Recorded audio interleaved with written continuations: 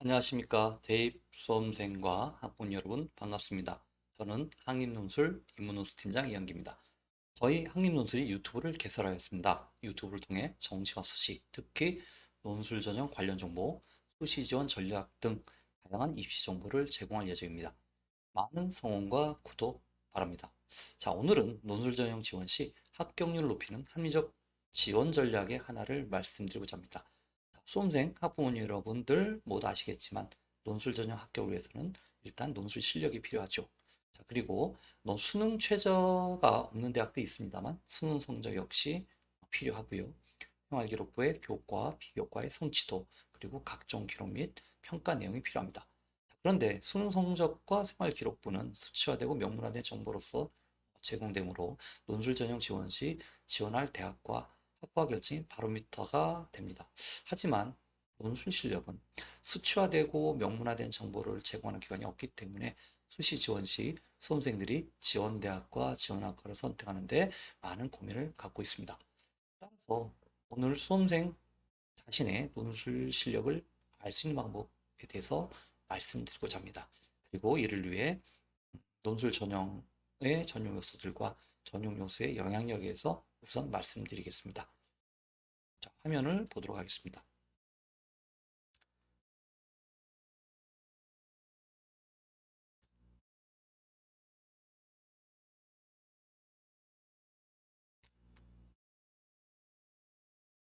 자, 논술 전형 요소의 영향력입니다.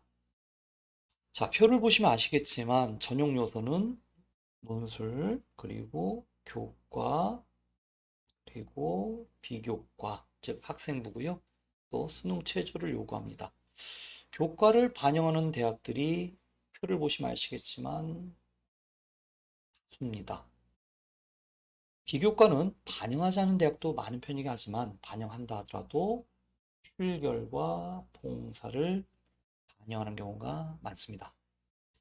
그리고 비고난을 보시면 아시겠지만 교과 영역은 등급별로 점수를 부여하는데 보통 1에서 4등급 정도는 급간의 차이가 미미합니다. 가령 논술 70%, 교과 30%를 반영하는 대학이 있다면 1000점 만점 기준으로 보면 교과 1등급은 300점, 2등급은 298점, 3등급은 295점, 4등급은 292점. 이런 방식으로 점수를 부여합니다.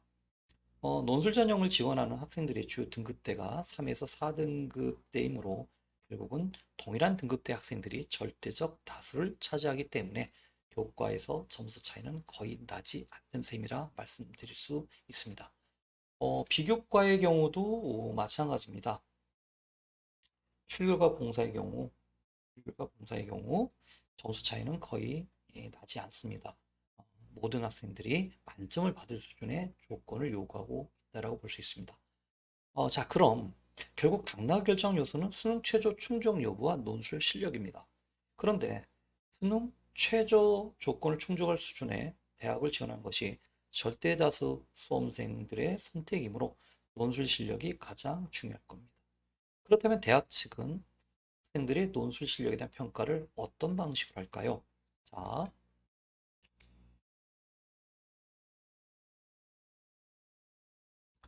논술 평가, 대학 측에서 논술 평가 어떻게 하는지 한번 보도록 하겠습니다. 자, 논술 점수는요, 각 대학의 평가 목표와 채점 기준에 따라 등급을 부여합니다. 등급제입니다. 음,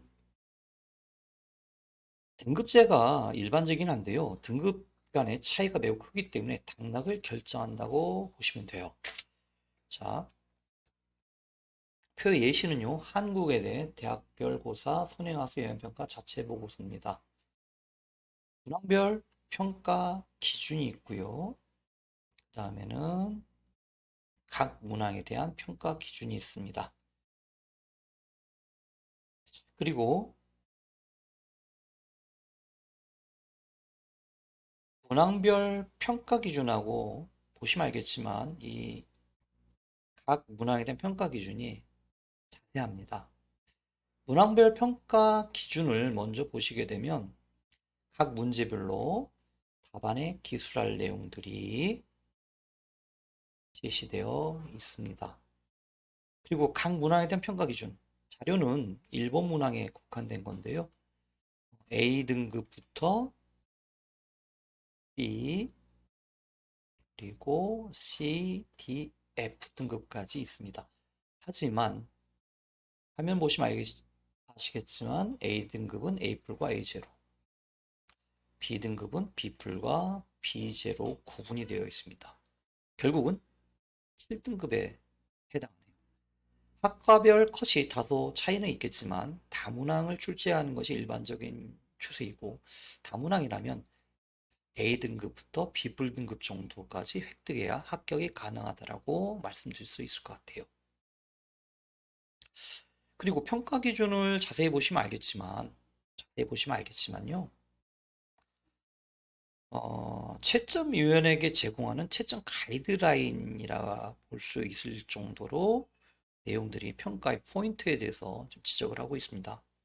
따라서 수험생 입장에서는 이런 평가 기준을 통해 자신의 글이 어떤 등급에 해당하는지를 알기는 현실적으로 힘듭니다. 따라서 수험생 입장에서는 자신이 답안의 지원이 합격 가능한 답안인지 아닌지에 대한 판단이 현실적으로 어렵기 때문에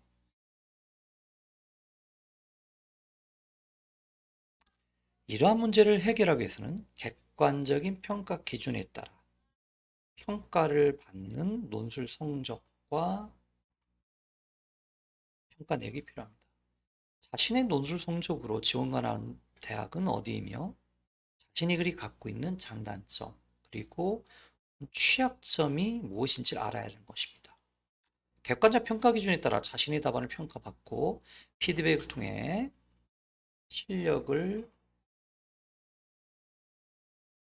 늘려가는 것 필요하고, 이를 통해 축적된 논술 성적이요. 이걸 통해서 지원 가능한 대학 그리고 학과를 결정함으로써 합격률을 높일 수 있는 겁니다.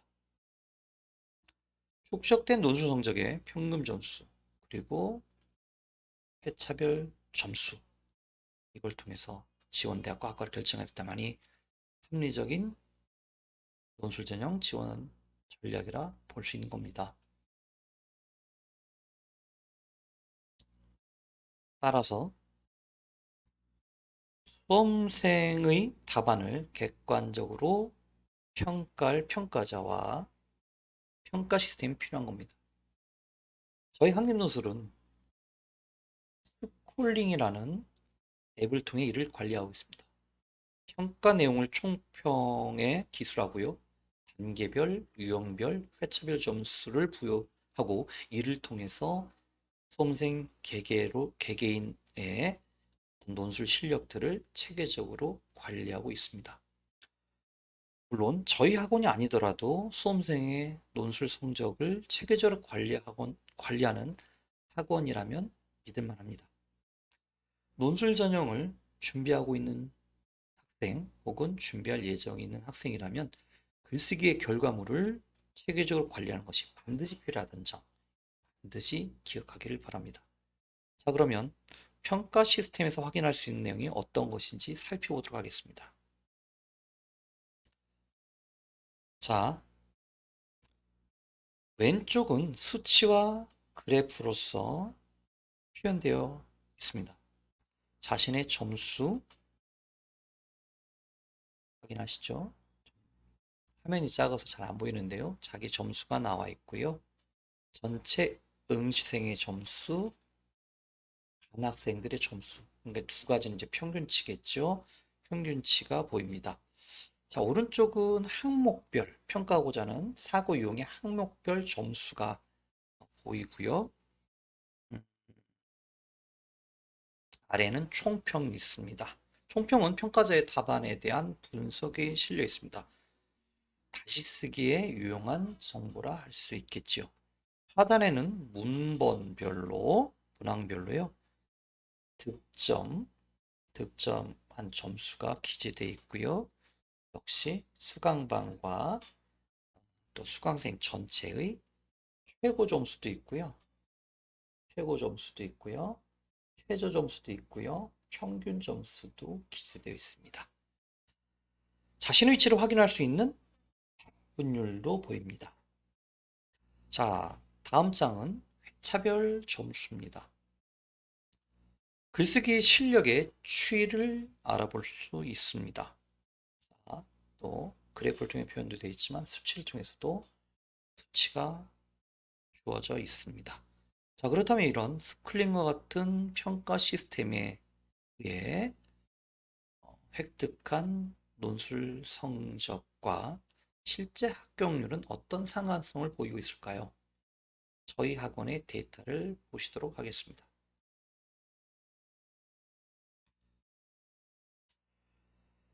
이 표는 작년 학년술 수강생들의 스펙을 보여주고 있습니다.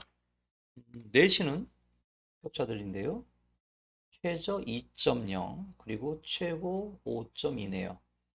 그리고 연세대 합격한 학생은 2.8과 3.1입니다. 수강대 합격생 중에 한 명은 4.1입니다. 그리고 내신이 가장 높은 학생은 홍대 합격생입니다.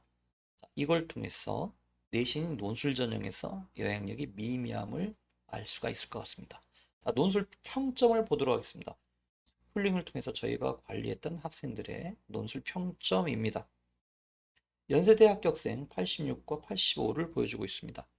이하 성균, 서강, 이화, 중앙, 외대, 동국, 공익, 송실 이 대학들 보니까 일반적으로 83에서 84의 점수 분포를 보이고 있습니다. 자, 저희 평가 시스템에 따르면 상위 대학 합격생들의 논술 성적 평균은 대체로 83점 정도 된다는 것을 확인할 수가 있습니다. 그리고 중위권 대학은 81점에서 82점 정도였던 걸로 기억하고요. 이하 인설권 대학은 80에서 81점 정도의 평균이란 점을 또 확인할 수 있습니다. 자, 표에 소개되지 않은 많은 합격생들의 스펙까지 고려해 본다면 신뢰할 만한 데이터라고 볼 수 있을 것 같습니다. 자, 6회 한정된 수시 지원 횟수를 고려할 때 수시 지원, 특히 논술 전형 지원 시 최대한의 합리적 선택이 필요합니다. 따라서 논술 전형을 준비할 때 오늘 말씀드린 내용을 꼭 유념해 주시길 바랍니다. 다음에는 더 좋은 콘텐츠를 통해서 만나 뵙도록 하겠습니다. 감사합니다.